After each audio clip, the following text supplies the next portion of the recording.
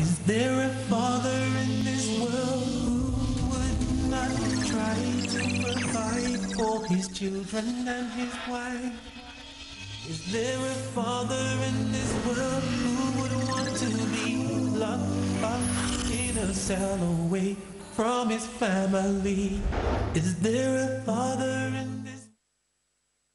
Alhamdulillah, wassalatu wassalam, ala rasulillah wa ala alihi wa sahbihi ajmain, amma ba'd. A'udhu billahi minash shaitanir rajim, bismillahir rahmanir rahim. Wa min ahsanu qawlan mimman da'a ila Allah wa amila salihan qala innani minal muslimin. Rabbi shrah li sadri wa yassir li amri wahlul 'uqdatam min lisani yafqahu qawli. I welcome all of you with Islamic greetings.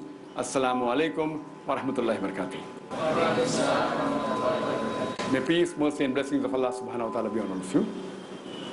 Yesterday evening, I received a request from the head boy of the Islamic International School saying that the students of 10th standard require a session with me and they'd like to ask some queries regarding career guidance. I told them, okay, fine, you can prepare your questions, whatever queries you have regarding career guidance, and that's how we have this session of the 10th A and B, the girls and boys of the Islamic International School. So I hope you all have prepared your questions regarding career guidance. See to it that the questions are limited to career guidance only.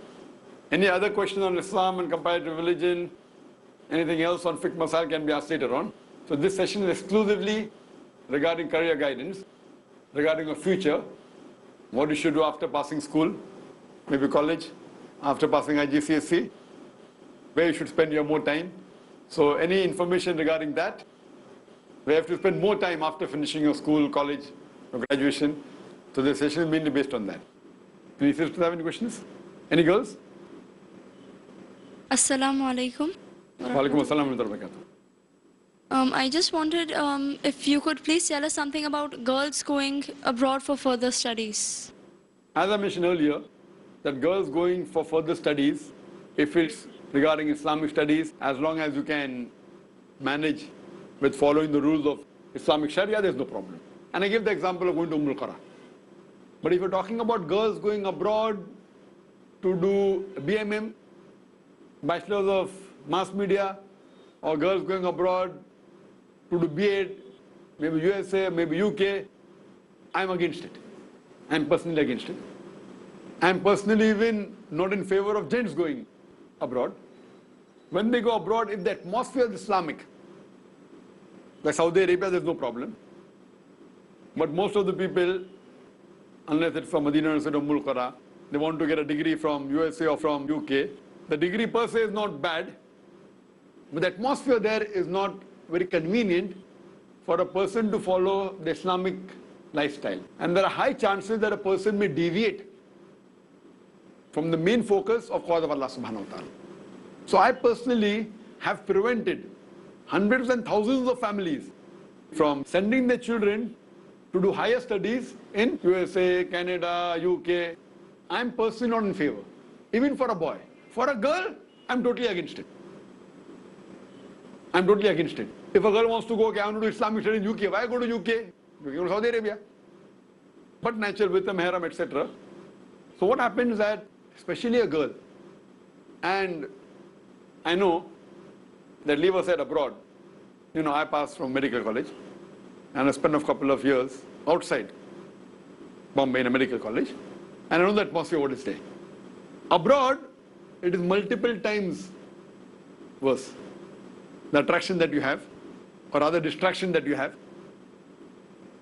It is more difficult for a person to be on the straight path as compared to here. Not that there aren't distractions in Bombay, not that there aren't, but here you have a family, you have people to guide you. The distractions are much less. Like here, I'll give you an example, that all the evils that take place in other parts of the world even takes place in Bombay. Not that doesn't take place. But there you have to hunt for it. You have to specifically go for it. There, in most of the Western countries, if not all, it is banging into you. It is knocking at your doors every time. Here, a person can lead a very good Islamic life without really... If you want to hunt for the evil, you can, and you will find all sorts of evil even in Bombay. But you have to really hunt. There, it is knocking at doors. You know, like I said, come, come, come, come. You see billboards, you walk slowly, whatever the Western country is doing, even India is following, even Bombay is following. After a few years, it's coming here. So what we are in school, when we were in school, what exposure we had, the exposure what we have in normal school in Bombay is phenomenal. It is so away from Islam.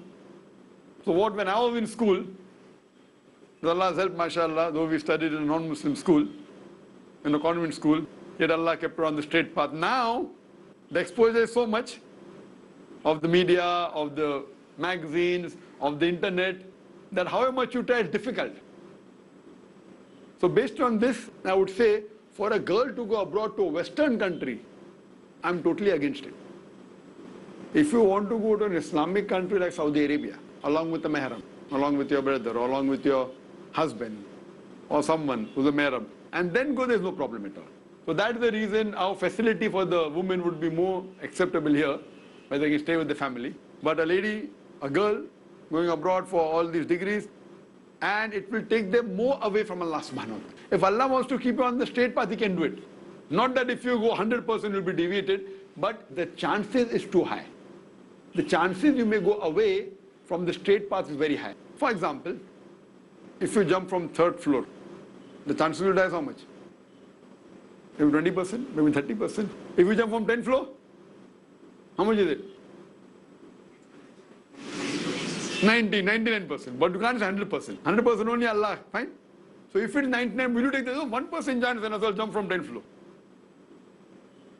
So same way, I can't say 100%, but the chances are very high that you will deviate from the truth of Allah subhanahu wa ta'ala, from the true Islamic life. The lifestyle that is there, the attire, the mixing. There are Muslims there. Not that there are not Muslims studying, but they have the family. You are going without a family. So being with a family, the chances are less, but it's there. So based on this, I am not too much in favor of gents going outside, and ladies, I am totally against it. It's playing with fire. It is putting your akhirah to a great amount of risk. It's a great amount of risk. And jumping from top and surviving is better than risking your akhirah. Risking your akhirah is more dangerous. The akhirah is more important than the life here. So based on that, I am not too much in favor of gents or girls going to Western countries for the studies. Hope that answers the question. Yes. You're most welcome. Assalamu alaikum. Walaikum assalam wa rahmatullah. Actually, I like writing and I think I'll become a good writer. So, if I want to pursue the field of journalism, first of all, I'd like to ask that, can a girl go into the field of journalism? And secondly, what do you think that there are many subjects in Islamic studies? So, which subject should Muslim writers focus on? The question asked is that she's good in writing and she feels that she can take up journalism. So what is my view regarding journalism and which subject should the writers focus on? And she asked what is for a girl to become a journalist. As I told earlier, that amongst the 5 graduations that we are going to focus on, one of them is BMM, Bachelor of Mass Media. In mass media, again the specialization, whether it be television, whether it be internet, whether it be writing, whether it be journalism, but natural for a lady to be a journalist, a Muslim lady, is it possible? Very much possible. But if you say I'm going to be like a journalist like the normal other ladies are, then it will go to the wrong field. If you compare to what normal lady journalists are, going interviewing gents, etc., intermingling, it's very difficult to maintain your hijab. But if a Muslim girl wants to follow Islam and be a journalist, alhamdulillah, it's very much possible, and yet you can follow Islam to the strictest level and yet be a very good journalist. It's very much easy. Only thing, as long as you don't get too much attracted to the glamour of the media, but it will not be exactly like a normal journalist day to day going interviewing. Fine, you can interview ladies, etc., as long as you maintain your hijab. But if you are very good with the pen, you can write articles, whatever issues that are taking place in the world, whether it be in the newspaper, whether it be the magazines, you read it, you can give a reply. You don't have to go on interviewing people, yet you can interview ladies. You can very well attend press conference. As long as you maintain your hijab, you can do many things. Only thing, you have to do it in the right way. If not 100%, you can't do 100% of the things what the other journalists are doing, but you can do most of it and maintain your hijab. Certain things only you have to avoid.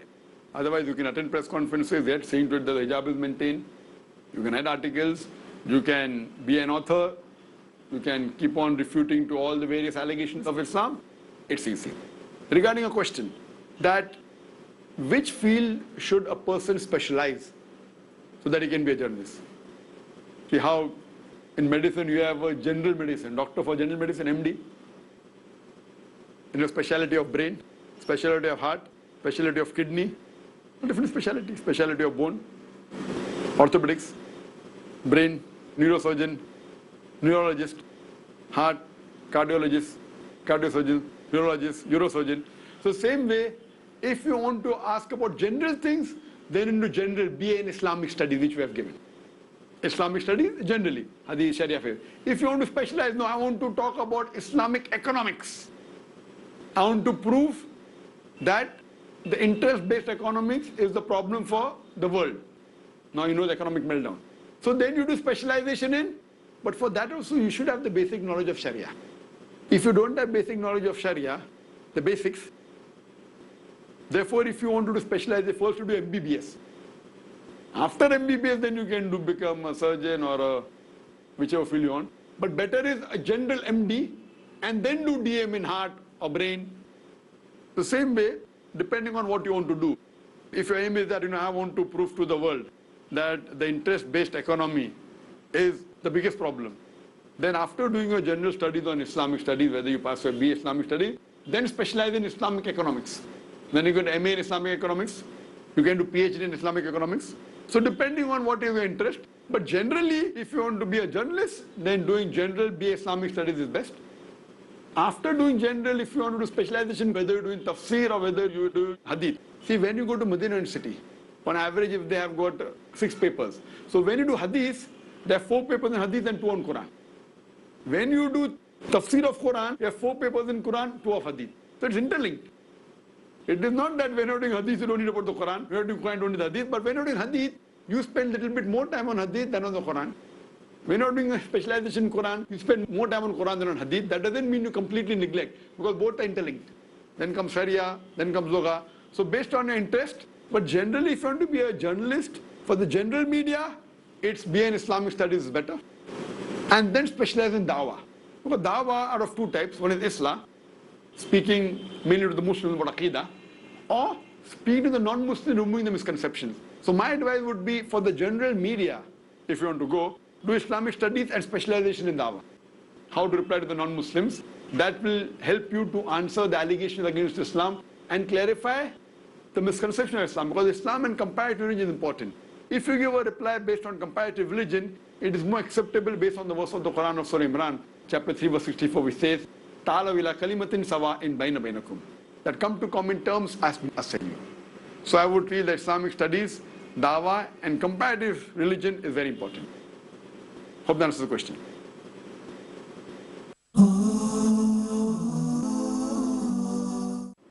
Yes, Anas. Assalamu alaikum, sir. Walaikum salam wa rahmatullahi wa barakatuh. What is your view regarding pursuing 2 types of field? For example, science as well as any other subject like dawah or science and Islamic studies. So what do you have to say that? Anas asked the question that what is my view regarding pursuing 2 types of fields, Islamic field as well as science, or maybe one from this organization, one from the other organization. Can you do simultaneously? Simultaneously is difficult because our course is full-time. It's not full-time also, it is 1.5 day. People call it a day school. Coming from 8 to 4:30, but if you're doing hifz, then go to 7, so doing football 7:30. So you can't do something here and something there out. Maybe you discontinue for a few years, or you finish something and then do outside, you can do that. But simultaneously is difficult. Simultaneously doing IIS, or even when you go after that, our hours are long, mashallah. Fine, a part-time classes you can take, but not a full-time course. But regarding doing both together, like Islamic studies and science, what's my view? Yes, you can do. And the answer I gave earlier, that suppose you pass from your 12th standard, and then you join medical college. So that's a science field. That is one of the best science fields. First is medical, then comes engineering. So you can do that. But the main aim should be getting yourself and the others closer to Allah subhanahu wa ta'ala. So depending upon the ability. If a person does that, as long as the focus is there. Because normally when a human being, when he's sick, and when someone treats him, for him, though it's not true, unfortunately, for him next to God is the doctor. which is not the Islamic concept, but normal human being generally, next to God is the doctor, means doctor jo bola, fine. So doctor is a good profession. So taking that is not bad. But again, if you ask me which is better, if I have the ability to be a doctor full time and a dai, I would say dai. Someone says, okay, fine, I will do medicine, spend 5 years, and then become a dai like you. See, me, that time I did not know when I joined medicine that there was something like a dai. And I'm happy that I passed my medical studies. And I met Sheikh Ahmed Didat, as you may be aware, when I was doing my second year in IIS Hospital in Mumbai. And then after that, I got involved. And after I passed medicine, many times when I take interview of your parents, your parents, somebody has parents. So I ask the question that, what would you like your son to become? What do you like your daughter to become? And most of them doctor. Why doctor? Because, outside doctor, because they're coming from that field outside. That doctor means is ultimate. And in society, it is a profession which is supposed to be really highly looked upon. And I'm not against it. Then when I asked them, they said that, no, doctor and plus part-time dai. I said, fine. I said, why doctor? They want full-time dai. No, I want them to become like you. Your parents tell me to become like me. I said, see, that time I did not know the importance of a medical doctor and a dai. No, because when a doctor speaks, people listen to you. See, like you get such large audiences. So I tell your parents mean whether your parents or your colleagues' parents. So I tell them, you are right. When a doctor gives the speech, people listen, but that's at a low level. For example, a low dai speaks, maybe 20 will come, 20 or 25 will come. If a doctor speaks, instead of 20, 25, maybe 40 will come. I agree with you, no doubt. But once you reach a level where you attract 1,000 people, no one asks for your degree. No one asks for your degree. See Sheikh Ahmed Didat. Ahmed Didat only passed standard 6. Does anyone ask, what's your degree? Are you a doctor? Have you gone to Islamic madrasa? Do you have alim degree? No, because they reached that level. So if you want to make your son a small dai, I agree with you, make him a doctor and a dai. For me, do you think people come because I'm a doctor? Many people think I'm a PhD doctor. And I'm sure less than 1% of the audience may be coming because I'm a doctor, because I know there are so many doctors who give speeches. But attracting instead of 25, 40, I agree with you. A doctor baat kar raha hai, Islam ki baat kar raha hai. But once you reach a high level, no one asks for your degree. Have you passed from Darul Uloom? Are you a doctor? Are you an engineer? Are you a graduate? Have you passed school? Sheikh Ahmed is the best example, standard 6 pass. He is challenging the stalwarts of Christianity. Those who are supposed to be the best speakers in the world. Jimmy Swaggart, etc. So even for me, I don't think so. Even 1% of my audience may be coming because I'm a doctor. Less than 1%, whether it's 0.1 or 0.01, Allah knows best. So if you want to make your son a dai of a high level, doctor is not a must. It is how well you present Islam with reason, logic and science.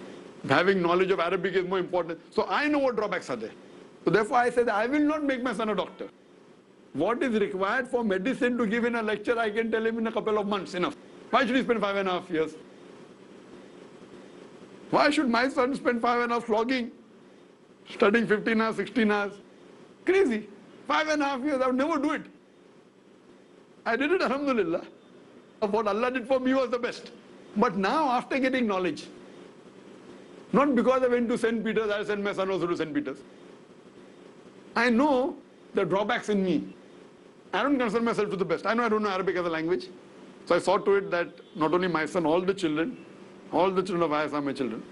They don't know Arabic as a language. And I told the public and I told the people, I will give 100 times better field or a platform to all the students in IIS, better than what I received when I was in school and college. With that promise we started IIS. We give 100 times better platform. Whether they become or not, number one is in the hands of Allah, not in the hands of you and me. Allah helps you, you will become. So based on that, we don't know Arabic as a language. So knowing Arabic with this, far superior than learning about medicine. What you want to give medicine in your lecture? I can give you a piece of paper, you can memorize, I can give you the answers. Hardly. To learn a lecture takes 3-4 days for myself. Science, same lecture. So giving all the knowledge, what is there, better knowledge also.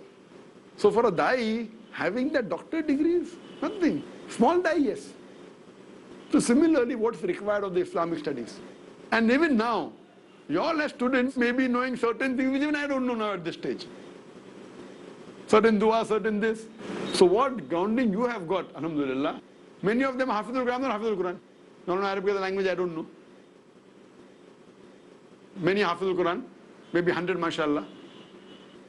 So 1/4 of the school memorizes the Quran more than me. Most of you know Arabic more than me. But in spite of all, the help of Allah is number one. So if you ask me, fine, it's allowed. You can do both. But if intention is more of dawah, if I intention find that I want even fame in this world, doctor, and I want money also in this world, then I agree with you, that can be with the fame. But if Allah wants to give you fame, when He gave Muhammad Sallallahu Alaihi Wasallam, He made him the most famous person in the world. So much famous that the people told him, we'll make you the wealthiest man in the world. We'll make you the king of Arabia. So the Prophet replied, if you put the sun in my right hand, moon in my left, I would not renounce the message. That means you could have become the most wealthiest man in the world.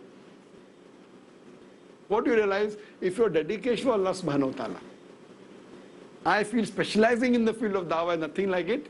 Again, going to the verse of the Quran of Surah Fussilat, chapter 40, verse 33. وَمَنْ أَحْسَنُ قَوْلًا مِمَّنْ دَعَا إِلَى اللَّهِ وَعَمِلَ صَالِحًا قَالَ إِنَّنِي مُسْلِمٌ. Who is better in speech than one who invites to the way of thy Lord? Works actions say that I'm a Muslim. Fine, you may say I want to go to science because there's one aspect I want to know about the Quranic verse. And I want to do research myself. And then you go into the science stream. I want to be a scientist. And this verse of the Quran, no one has got answer to. I believe it is so and so. And then you do science and become a scientist, so that people will understand the Quran better, then I'm with you. Then that is the best profession. But if you are saying 2 in 1, okay, little bit here, little bit there, so that that's also, alhamdulillah, good. Better than the others who only want to become a doctor without Islam, only want to become an engineer without Islamic studies. Anyway, you're far superior in a better position. But always aim for the best. So main thing is the niyyah, why you want to do. Hope that answers the question. Up in a cell away from his family. Is there a father in this world who would not defend justice and rights till the very end? Where are your jobs with security?